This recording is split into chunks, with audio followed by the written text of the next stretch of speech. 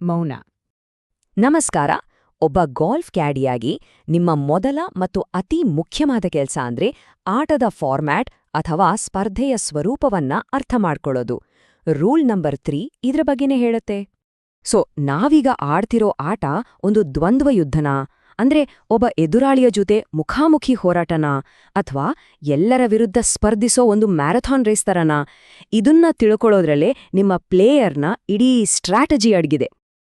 ಗಾಲ್ಫ್ನಲ್ಲಿ ಮುಖ್ಯವಾಗಿ 2 ತರಹ ಆಟಗಳಿವೆ. ಒಂದು ಮ್ಯಾಚ್ ಪ್ಲೇ, ಇನ್ನೊಂದು ಸ್ಟ್ರೋಕ್ ಪ್ಲೇ.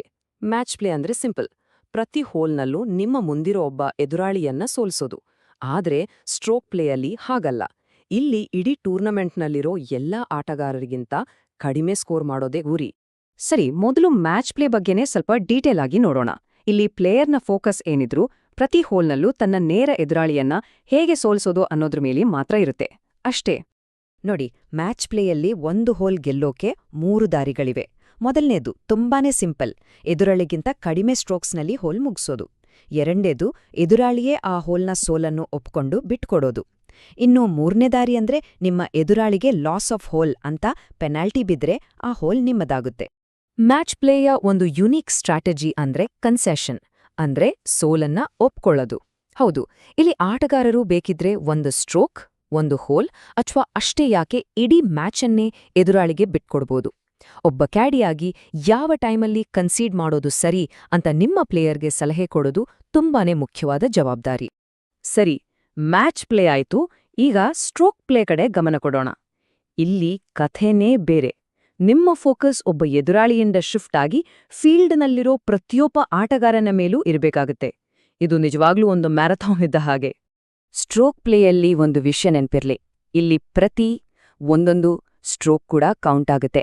ಯಾಕೆಂದ್ರೆ ಕೊನೆಗೆ ಯಾರ ಟೋಟಲ್ ಸ್ಕೋರ್ ಎಲ್ಲರಿಗಿಂತ ಕಡಿಮೆ ಇರುತ್ತೋ ಅವರೇ ವಿನ್ನರ್. ಒಂದೇ ಒಂದು ಸಣ್ಣ ತಪ್ಪು ನಿಮ್ಮ ಪ್ಲೇಯರ್ನ ಗೆಲುವಿನ ಆಸೆಯನ್ನೇ ಮುಳುಗಿಸ್ಬಿಡ್ಬೋದು. ಆದ್ರೆ ಇಲ್ಲೊಂದು ಪ್ರಶ್ನೆ ಬರುತ್ತೆ, ಬೇರೆ ಬೇರೆ ಸ್ಕಿಲ್ ಲೆವೆಲ್ ಇರೋ ಪ್ಲೇಯರ್ಸ್ ಅಂದ್ರೆ ಒಬ್ಬ ಎಕ್ಸ್ಪರ್ಟ್ ಮತ್ತೊಬ್ಬ ಹೊಸಬರು ಒಟ್ಟಿಗೆ ಆಡಿದ್ರೆ ನ್ಯಾಯವಾಗಿ ಸ್ಪರ್ಧಿಸೋದು ಹೇಗೆ ಸಾಧ್ಯ? ಇಬ್ಬರ ನಡುವೆ ಸಮಾನವಾದ ಪೈಪೋಟಿ ಹೇಗೆ ನಡೆಯುತ್ತೆ? ಅದಕ್ಕೆ ಉತ್ತರ ಹ್ಯಾಂಡಿಕ್ಯಾಪ್. ಏನಿದು ಹ್ಯಾಂಡಿಕ್ಯಾಪ್ ಅಂದ್ರೆ? ಇದು ಒಬ್ಬ ಪ್ಲೇಯರ್ನ ಆಟದ ಸಾಮರ್ಥ್ಯವನ್ನ ತೋರಿಸೋ ಒಂದು ನಂಬರ್. ಇದನ್ ಬಳಸಿ ನೆಟ್ ಸ್ಕೋರ್ ಅಂತ ಒಂದನ್ನ ಲೆಕ್ಕ ಹಾಕ್ತಾರೆ. ಇದರಿಂದ ಆಟ ಎಲ್ರಿಗೂ ಫೇರ್ ಆಗಿರುತ್ತೆ. ಒಂದು ಸಿಂಪಲ್ ಎಕ್ಸಾಂಪಲ್ ನೋಡೋಣ ಬನ್ನಿ. ಒಬ್ಬ ಪ್ಲೇಯರ್ ಒಟ್ಟು 85 ಸ್ಟ್ರೋಕ್ಸ್ ತಗೊಂಡಿದ್ದಾರೆ ಅಂದ್ಕೊಳ್ಳಿ. ಅದನ್ನ ಅವರ ಗ್ರಾಸ್ ಸ್ಕೋರ್ ಅಂತ ಕರಿತೀವಿ. ಅವರ ಹ್ಯಾಂಡಿಕ್ಯಾಪ್ 10 ಅಂತ ಇಟ್ಕೊಳ್ಳೋಣ. ಈಗ ಗ್ರಾಸ್ ಸ್ಕೋರ್ 85ರಿಂದ ಹ್ಯಾಂಡಿಕ್ಯಾಪ್ 10ನ ಕಳೆದ್ರೆ ಎಷ್ಟು ಬಂತು? 75. ಇದೇ ಅವರ ನೆಟ್ ಸ್ಕೋರ್.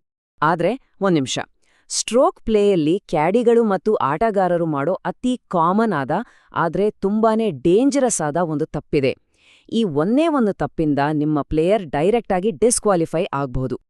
ಅದ್ಯಾವುದು ಅಂದ್ರೆ ಸ್ಕೋರ್ ಕಾರ್ಡ್ನಲ್ಲಿ ಮಾಡೋ ತಪ್ಪು. ರೂಲ್ 3.3b3 ತುಂಬಾನೇ ಕ್ಲಿಯರ್ ಆಗಿದೆ.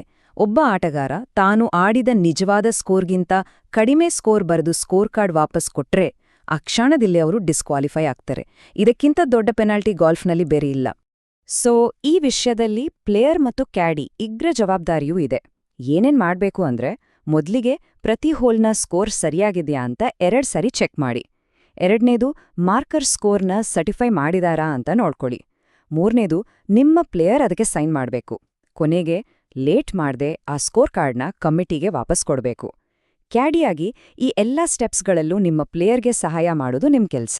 ಹಾಗಾಗಿ ಕ್ಯಾಡಿ ರಿಮೈಂಡರ್, ವೃತ್ತಿಪರ ಕ್ಯಾಡಿಯಾಗಲು ಆಟದ ಫಾರ್ಮ್ಯಾಟ್, ಅದರ ಅರ್ಥ ಮತ್ತು ತಾಂತ್ರಿಕತೆಗಳನ್ನು ತಿಳಿದುಕೊಳ್ಳುವುದು ಅತ್ಯಗತ್ಯ. ಸರಿ, ಮುಂದಿನ ಎಪಿಸೋಡ್ನಲ್ಲಿ ಮತ್ತೆ ಸಿಗೋಣ.